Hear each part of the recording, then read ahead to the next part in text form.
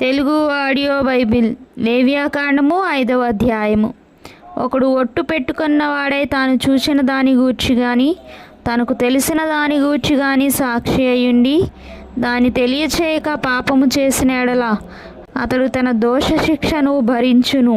మరియు నొకడు ఏ అపవిత్ర వస్తువునైనను ముట్టిన ఎడల అది అపవిత్ర మృగ కళేబరమే గాని అపవిత్ర పశు కళేబరమే గాని అపవిత్రమైన ప్రాకిడి జంతువు కళేబరమే గాని అది అపవిత్రమని తనకు తెలియకపోయినను అతడు అపవిత్రుడై అపరాధి అగును.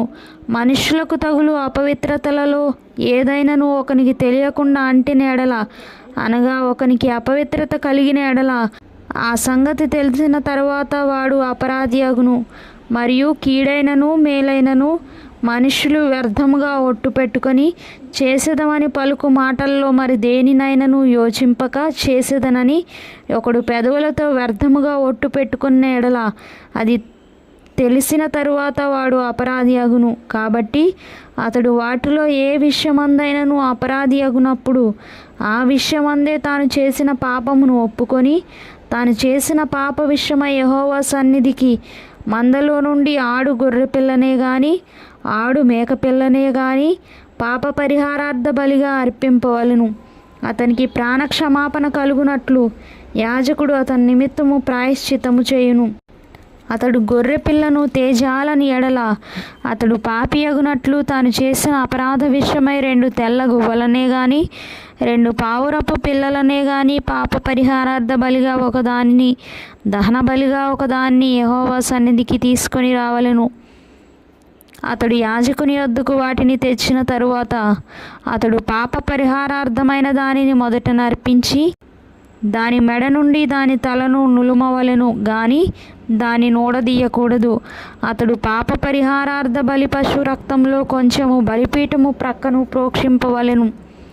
దాని రక్తశేషమును బలిపీఠము అడుగున పిండవలెను. అది పాప పరిహారార్థ బలి. విధి చొప్పున 2వ దాన్ని దహన బలిగా అర్పింపవలెను. అతడు చేసిన పాపము విషయమై యాజకుడు అతని నిమిత్తము ప్రాయశ్చిత్తము చేయగా అతనికి క్షమాపణ కలుగును. 2 తెల్ల గువ్వలైనను 2 పావురపు పిల్లలైనను తనకు దొరకని ఎడల పాపము చేసిన వాడు తూమెడు గోధుమ పిండిలో 10వ వంతును పాప పరిహారార్థ బలి రూపముగా తేవలెను. అది పాప పరిహారార్థ బలి గనుక దాని మీద నూనె పోయవలదు, సాంబ్రాణి దాని మీద ఉంచవలదు. అతడు యాజకుని యొద్దకు దాన్ని తెచ్చిన తరువాత యాజకుడు జ్ఞాపకార్థముగా దానిలో పిడికెడు తీసి యెహోవాకు అర్పించు హోమద్రవ్యముల రీతిగా బలిపీఠం మీద దాన్ని దహింపవలెను. అది పాప పరిహారార్థ బలి. పై చెప్పిన వాటిలో దేని విషయమైనను పాపము చేసిన వాని నిమిత్తము యాజకుడు ప్రాయశ్చిత్తము చేయగా అతనికి క్షమాపణ కలుగును.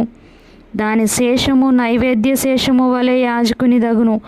మరియు యెహోవా మోషేకు ఇలాగు సెలవిచ్చెను. ఒకడు యెహోవాకు పరిశుద్ధమైన వాటి విషయంలో పొరబాటున పాపము చేసిన ఎడల తాను చేసిన అపరాధమునకు నీవు ఏర్పరచు వెల చొప్పున పరిశుద్ధమైన తులముల విలువగల నిర్దోషమైన పొట్టేలును మందలో నుండి అపరాధ పరిహారార్థ బలిగా యెహోవా యొద్దకు వాడు తీసుకొని రావలెను. పరిశుద్ధమైన దాని విషయంలో తాను చేసిన పాపము వలని నష్టమునిచ్చుకొని దానితో 5వ వంతు యాజకునికి ఇయ్యవలెను. ఆ యాజకుడు అపరాధ పరిహారార్థ బలియగు పొట్టేలు వలన అతని నిమిత్తము ప్రాయశ్చిత్తము చేయగా అతనికి క్షమాపణ కలుగును. చేయకూడదని యెహోవా ఆజ్ఞాపించిన వాటిలో దేనినైనను చేసి ఒకడు పాపి అయిన ఎడల అది పొరబాటున జరిగినను అతడు అపరాధి అయి తన దోషమునకు శిక్ష భరించును. కావున నీవు ఏర్పరిచిన వెల చొప్పున మందలో నుండి నిర్దోషమైన పొట్టేలును అపరాధ పరిహారార్థ బలిగా అతడు యాజకుని యొద్దకు తీసుకొని రావలెను. అతడు తెలియకయే పొరబాటున చేసిన తప్పును గూర్చి యాజకుడు అతని నిమిత్తము ప్రాయశ్చిత్తము చేయగా అతనికి క్షమాపణ కలుగును. అది అపరాధ పరిహారార్థ బలి. అతడు యెహోవాకు విరోధముగా అపరాధము చేసినది వాస్తవము.